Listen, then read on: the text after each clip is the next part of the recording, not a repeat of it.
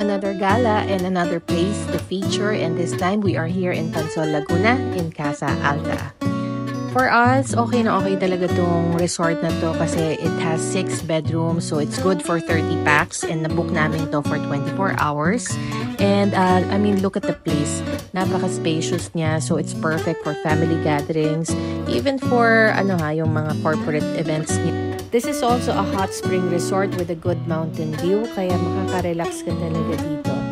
The kitchen naman is complete with everything that you need para hindi ka na mahirapan sa pagluluto mo. The rooms are very spacious with comfortable beds. The dining area with the videoke area, okay din siya. May extra space pa dyan. And upstairs, marami pang rooms dyan.